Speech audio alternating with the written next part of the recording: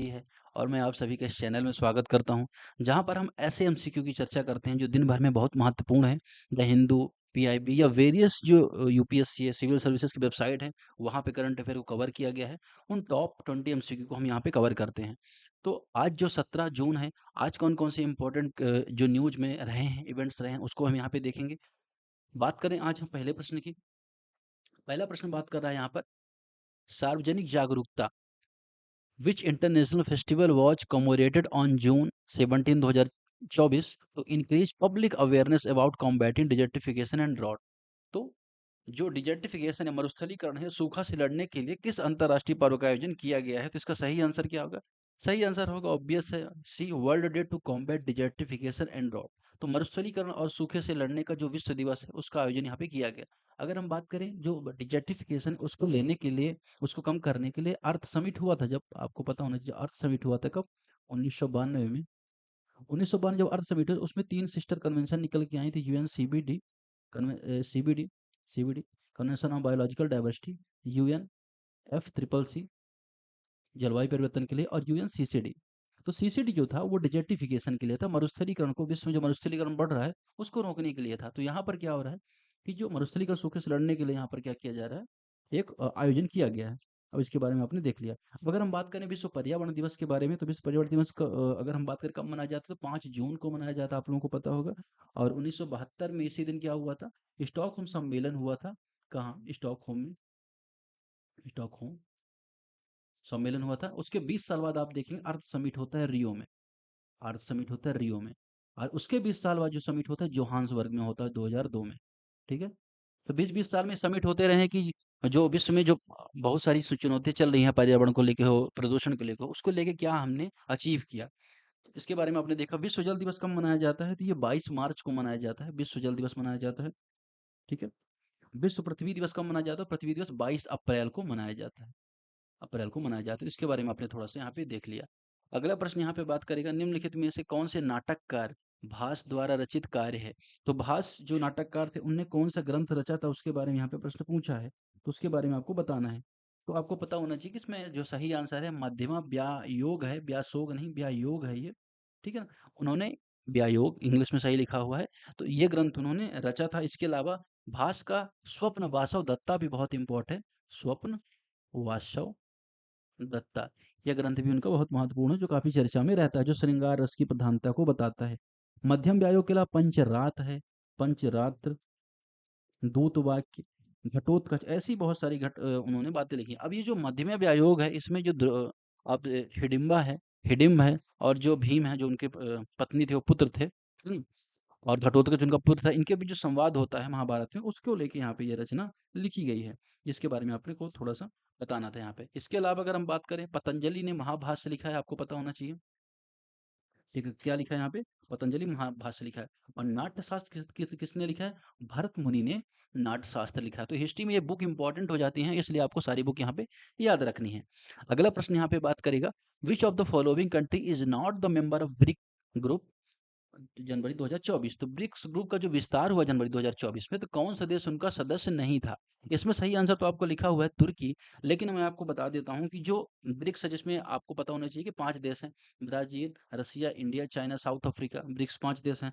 इनका जो विस्तार होता है 2024 में, इसमें नए देश शामिल किए जाते हैं, और नए देश जो शामिल किए जाते हैं उसमें शामिल किया जाता है, मिस्र को शामिल किया जाता है, इथियोपिया को शामिल किया जाता है, ईरान को शामिल किया जाता है, और यूएई को शामिल किया जाता है। ये प्लस इथियोपिया, इसको भी आपको यहाँ पे याद रखना, इसको यहाँ पे शामिल किया जाता है। तुर्की को शामिल नहीं किया जाता। तुर्की नाटो का मेंबर, आपको पता होना चाहिए, नाटो का, नॉर्थ अटलांटिक ट्रीटी ऑर्गेनाइजेशन का मेंबर है तुर्की। तो यहाँ पे आपको ये चीज़ यहाँ पे याद रखिए, 2024 में इनको शामिल किया गया था। अभी 2025 में आपको पता होना चाहिए, 2025 में 6 जनवरी 6 जनवरी को किसको शामिल किया गया है यहाँ पे? इंडोनेशिया को। इंडोनेशिया को यहाँ पे शामिल किया गया है ब्रिक्स प्लस में, है ना? तो आपको पता होना चाहिए। इसके अलावा वियतनाम का नंबर है शामिल होने का, वियतनाम अभी साझेदार देश है, तो वियतनाम को हो सकता है यहाँ पे शामिल हो जाए आगे चल के। प्रश्न क्रमांक 4 बात कर रहा है, भारत में संविधान के बारे में निम्नलिखित कथनों पर विचार कीजिए। क्या है? संविधान के भाग 9 ए, मतलब power of municipalities are given in the part 9 A of constitution, तो 9 ए में नगर पालिका की शक्ति दी गई है। इसके अलावा 18 भाग कह रहा आपातकालीन जो इमरजेंसी प्रोविजन, उसके बारे में बात कर रहा है, तो क्या सही है? इसके अलावा जो भाग 20 है 20 संविधान में संशोधन या अमेंडमेंट ऑफ द कॉन्स्टिट्यूशन की बात कर रहा है। ये तीनों स्टेटमेंट सही है, गलत है? अब यहाँ पे आपको दिख तो गया होगा कि ये सही है, तीनों स्टेटमेंट यहाँ पे सही है और तीनों ही बहुत महत्वपूर्ण है। कई बार इनको क्या किया जाता है, मिलाने के लिए आ जाता है, इनका मिलान कीजिए। इसके अलावा कुछ आपको बात पता होनी चाहिए, जैसे क्या पता होना चाहिए, एक तो संविधान में 22 भाग हैं और 22 भाग में आपको पता होना चाहिए कि जो कुछ महत्वपूर्ण भाग हैं उनके बारे में आपको पता होना चाहिए। जैसे पहला भाग संघ व राज्य क्षेत्र यूनियन है, उसके टेरिटरी के बारे में बात करता है। भाग 2 यहाँ पर नागरिकता की बात करता है, सिटीजनशिप की बात करता है। भाग 3 आपको पता होगा फंडामेंटल राइट की बात करता है और भाग 4 यहाँ पे डीपीएसपी की बात करता है। इसके अलावा भाग 4 जो फंडामेंटल ड्यूटी है, भाग 5 यहाँ पे किसी यूनियन गवर्नमेंट की बात करता है, संघ सरकार की बात यहाँ पे करता है। इस तरह से भाग 6 भाग, बहुत सारे भाग है 9 में जो भाग पंचायत के बारे में बात करता है। एक और बहुत महत्वपूर्ण भाग है जिसके बारे में आपको बताना चाहूँगा, जो पूछा जाता है, भाग 14th ए ए ये किसके बारे, ट्रिब्यूनल्स के बारे में ये पूछा जाता है। यूपीएस पीसीएस में कई बार पूछा गया है कि जो प्राधिकरण अधिकरण है उनके बारे में किस भाग में दिया है, तो इस भाग में दिया है। इसके अलावा जो भाग 15 है वो चुनाव के बारे में बात करता है, इलेक्शन के बारे में बात करता है। ठीक है, बाकी तो 3 भाग यहाँ पे दिए हैं। तो इस तरह से बहुत सारे फैक्ट्स आपको धीरे धीरे पॉलिटी की और भी याद हो जाएंगे। ये सारी चीज आपको याद होना जरूरी है, कभी भी क्रम मिलाने के लिए किसी परीक्षा में पूछा जा सकता है। प्रश्न क्रमांक 5, which of the following statement is correct as per the constitution, तो भारतीय संविधान के हिसाब से कौन सा कथन सत्य है। अब इसमें अलग अलग कथन यहाँ पे दिए, जैसे अंतर्राज्यीय व्यापार वाणिज्य राज्य सूची के तहत है, ये यहाँ पे गलत है। अंतर्राज्य प्रवासन राज्य सूची के तहत राज्य विषय है, गलत है। निगम कर राज्य सूची के तहत राज्य विषय है, यह भी गलत है। इसका सही आंसर क्या होगा, अंतर्राज्य क्वारंटीन संघ सूची के अंतर्गत विषय है, जो इंटर स्टेट क्वारंटाइन है, इस सब्जेक्ट अंदर है यूनियन लिस्ट। अब आपको पता होना चाहिए कि जो 7वीं अनुसूची है जिसमें 3 सूचियों के बारे में बात करता है, संघ सूची, यूनियन लिस्ट, राज्य सूची स्टेट लिस्ट और समवर्ती सूची या कंकरन लिस्ट के बारे में बात करता है। संघ सूची में आपको पता होना चाहिए कि 100 विषय हैं, है ना। राज्य सूची में कुछ 59 या 54 के आसपास सब्जेक्ट हैं और बाकी समवर्ती सूची में। इसके अलावा अवशिष्ट जो सूची भी एक है ना, जिसमें मतलब कोई चीज शामिल नहीं होती, उसको अवशिष्ट सूची में रखे गए हैं कुछ विषय। ठीक है, तो ये यहाँ पे बात करता है। ठीक है, आगे हम बात करेंगे प्रश्न क्रमांक 6। यहाँ प्रश्न रिपीटेशन हो गया तो इसलिए उसको हटा दिया गया है।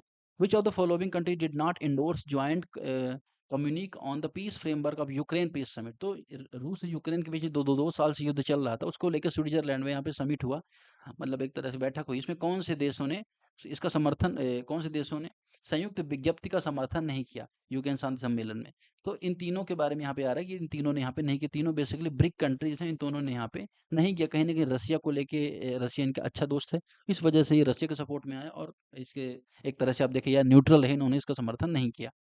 अगला प्रश्न यहाँ पे बात कर रहा है, with the reference of digital India land record modernisation programme, जो भारत में भूमि है उसके अभिलेख को मॉडर्न करना, आधुनिक करने के संबंध में, डिजिटलीकृत करने के संबंध में कथन यहाँ पे दिए गए हैं। पहला, to implement the scheme the central government provide 100% of funding, तो क्या यहाँ पे केंद्र सरकार 100% फंडिंग प्रोवाइड करवाती है, इसके लिए यहाँ पे आपको बताना है। दूसरा, under the scheme cadastral map are digitised, तो योजना के अंदर जो कैडेस्ट्रल मानचित्र उनको डिजिटलीकृत किया जाता है। तीसरा, आपको यहाँ पे पता होना चाहिए क्या, initiative has been undertaken the transliterate the record of right from the local language to any of the language recognized by the constitution of India, तो वही अधिकारों का विलेखों को स्थानीय भाषा से भारत के संविधान द्वारा मान्यता प्राप्त भाषा में किसी भाषा में ट्रांसलिटरेट करने की पहल की गई है। तो ये तीनों ही स्टेटमेंट यहाँ पे सही है, all of the above are right. इसके अलावा कुछ और पहल हैं। नक्शा कार्यक्रम अभी रिसेंट में बहुत ज्यादा न्यूज में था, आपको पता होना चाहिए कि नगरीय जो भूमियां हैं उनके रिकॉर्ड को डिजिटलीकृत करने के लिए नक्शा कार्यक्रम यहाँ पे चलाया गया था, जो थोड़ा सा इंपॉर्टेंट है। इसके अलावा आपको यहाँ पे ये सारी चीज़ें पता होनी चाहिए। 2008 की जब बात है, 2008 में क्या शुरू किया गया था, NLRMP, ठीक है, ये शुरू किया गया था। और उसके बाद आप देखेंगे कि अभी क्या हुआ है, जो जो 2016 के आसपास इसे डिजिटलीकृत करने के लिए प्रयास यहाँ पे शुरू हुआ है। ठीक है, आगे हम बात करते हैं नक्शा के बारे में। आपको पता होना चाहिए national geospatial knowledge based land survey of urban habitats, तो इसका नक्शा का फुल फॉर्म है जो शहरी जो जमीन है उसके संबंध में है, यहाँ पे अर्बन एरियाज के बारे में। प्रश्न क्रमांक 9, what is the primary objective of digital health incentive schemes extended until June 30 2025, इसके बारे में डिजिटल हेल्थ जो इंसेंटिव स्कीम का प्राथमिक उद्देश्य क्या कब तक बढ़ाया गया है, तो इसका उद्देश्य, सारी स्टेटमेंट यहाँ पे सही है, भारत में डिजिटल स्वास्थ्य प्रथाओं को या डिजिटल हेल्थ प्रैक्टिस को बढ़ावा देना। तो इसके अलावा जो हम बात करें फाइनेंशियल जो इंसेंटिव है हेल्थ केयर को प्रोवाइड करवाना, इसके अलावा लिंक करना पेशेंट हेल्थ रिकॉर्ड को आयुष्मान भारत से, तो ये सारी चीजें यहाँ पे प्रयास करने की बात यहाँ पे की गई है। अगले प्रश्न की तरफ चलें, जो हम बात कर रहे हैं किस प्रश्न क्रमांक 10 के बारे में। अगस्त 2024 में भारत में आयोजित होने वाले तरंग शक्ति 2024 24 सैन्य अभ्यास का क्या महत्व है? तो पहला ये कि वायु अभ्यास है, बहुराष्ट्रीय अभ्यास यहाँ पे आपको दिख रहा होगा, वायु अभ्यास है। इसका उद्देश्य भाग लेने वाले वायु सेनाओं के बीच में आपसी क्रियाशीलता को सुधारना, improve the interoperability among the participating air force. तीसरा, it will involve countries like Australia, France, Germany, Japan, Spain, UAE, UK and US. तो ऐसे देशों को यहाँ पे शामिल करने की बात है। तो all the above are right and the correct answer will be D. Now let's move to question number 11. With the reference of the प्रधानमंत्री उज्ज्वला योजना, consider the following scheme. तो उज्ज्वला योजना के बारे में आपको पता होना चाहिए, गैस सिलेंडर को लेके यहाँ पे स्कीम आई थी प्रधानमंत्री मोदी की, और ये स्कीम के बारे में आपको पता होना चाहिए 1 मई 2016 की ये स्कीम शुरू की गई थी यूपी के बलिया जिले से। बलिया जिले से इस योजना की शुरुआत यहाँ पे की गई थी। प्रधानमंत्री का यहाँ पे लक्ष्य है कि जो भी लोग गरीबी रेखा के नीचे जीवन यापन कर रहे हैं, ऐसी महिलाओं को स्वच्छ ईंधन उपलब्ध कराना, धुएं से मुक्ति देना, जिससे स्वास्थ्य की जो समस्या है उनको यहाँ पे कम किया जा सके। और 5 करोड़ के आसपास यहाँ पे महिला कार्ड धारकों को यहाँ पे एलपीजी कनेक्शन की बात यहाँ पे की गई और दिया गया। इसके बाद यहाँ पे उस संबंध में प्रश्न है कि इसका जो मंत्रालय था पेट्रोलियम एवं प्राकृतिक गैस मंत्रालय है, ये थोड़ा सा यहाँ पे आपको इम्पोर्टेंट है। ये स्टेटमेंट यहाँ पे इसका सही है। दूसरा, इसका मुख्य उद्देश्य क्या था, जो रूरल है और जो वल्नरेबल परिवार है उनको स्वच्छ रसोई प्रदान करना, ऑब्वियस है। तीसरा, यह महिलाओं को सशक्त बनाने के लिए स्वास्थ्य की सुरक्षा करने का लक्ष्य रखता है। तीनों स्टेटमेंट यहाँ पे सभी करेक्ट यहाँ पे हैं। फैक्ट सम मैंने आपको यहाँ पे बता दिया, कुछ जो पर्पज यहाँ पे आपने देख लिया। तो एक तो प्रीलिम्स का तैयार हो गया, आपको कोई मेंस में भी आता है आपको प्रधानमंत्री की स्कीम्स के बारे में, तो इसके 2 पॉजिटिव चीज़ें आप यहाँ पे बता सकते हैं इस योजना के फैक्ट्स के बारे में बताते हुए।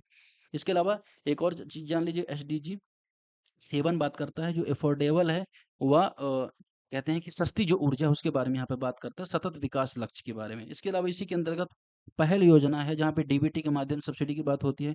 गिव इट अप है, जो भी लोग ज़्यादा सिलेंडर जिनके पास, वो छोड़ने की बात यहाँ पे छोड़ सकते हैं, उसके संबंध में यहाँ पर है।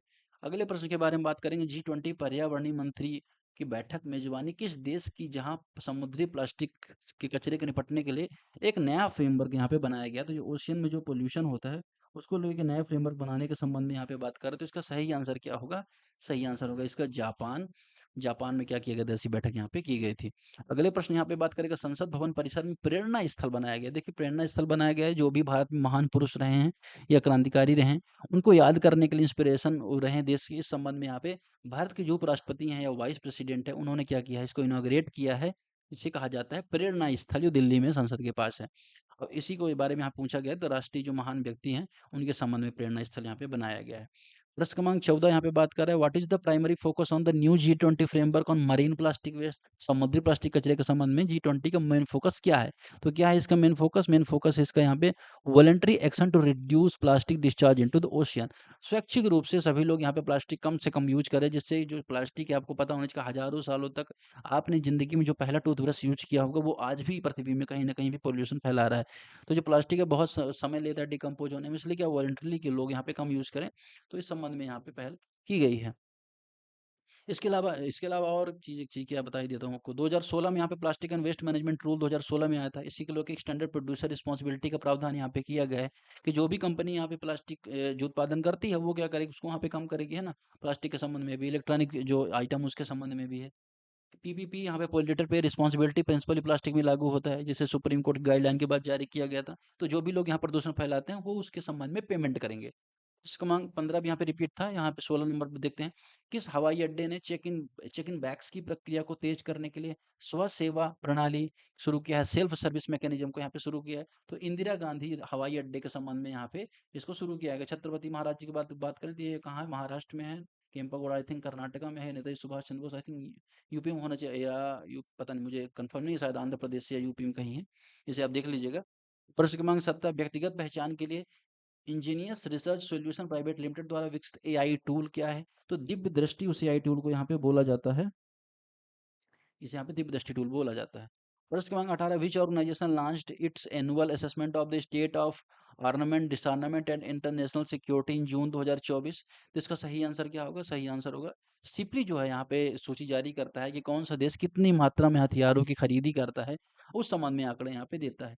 तो एक एनजीओ, एक तरह से हम बात करें तो कोई ऐसी सरकारी एजेंसी नहीं है। यूएन के बारे में बात करें, 24 अक्टूबर 1945 को यूएन की स्टैब्लिश किया गया था। कहाँ पे? न्यूयॉर्क में इसका हेडक्वार्टर, जिसके अंदर 6 बॉडी है, यूएन जनरल असेंबली, यूएन जो सिक्योरिटी काउंसिल है, और सारी चीज़ें मैंने आपको बताई ही हैं। आईएईए जो परमाणु संबंधी जो ऊर्जा, जो देश परमाणु शक्तियों का उपयोग करते हैं, चाहे बिजली उत्पन्न करने के संबंध में हो, उन संबंध में निगरानी के काम आईएईए करता है, जिसका मुख्यालय आई थिंक वियना में है। वर्ल्ड डब्ल्यूएचओ की स्थापना 1924 आई थिंक अक्टूबर है, आई थिंक मुझे ध्यान 7 अप्रैल 1948, हाँ 7 अप्रैल को है, 7 अप्रैल 1948 को डब्ल्यूएचओ को स्टैब्लिश किया गया था यहाँ पे। लास्ट प्रश्न यहाँ पे आई थिंक है नागपुर स्थित सोलर इंडस्ट्रीज द्वारा विकसित भारत के पहले स्वदेशी लाइटनिंग म्यूशिन म्यूनिशन का क्या नाम है, इसका सही आंसर क्या है? सही आंसर इसका नागास्त्र है। ब्रह्मोस भारत और रूस ने मिलकर यहाँ पे जो मिसाइल बनाई उसका यहाँ पे नाम है, धनुष भी भारत की है, निर्भय भारत का ड्रोन है आई थिंक, तो नागास्त्र इसका सही आंसर होगा ए। लास्ट प्रश्न यहाँ पे बात करेगा, दिव्य दृष्टि एआई टूल चेहरे की पहचान की सटीकता बढ़ाने के लिए किन शारीरिक मापदंडों को यूज करता है? तो विच physiological parameter does the Divya दृष्टि AI tool integrate with facial recognition enhance accuracy? तो इसका सही आंसर क्या होगा? गेट एंड स्केलेटन, चाल और जो कंकाल है उसको यहाँ पे मेजर करता है। तो दिव्य दृष्टि किसने बनाया है, ये आपको यहाँ पे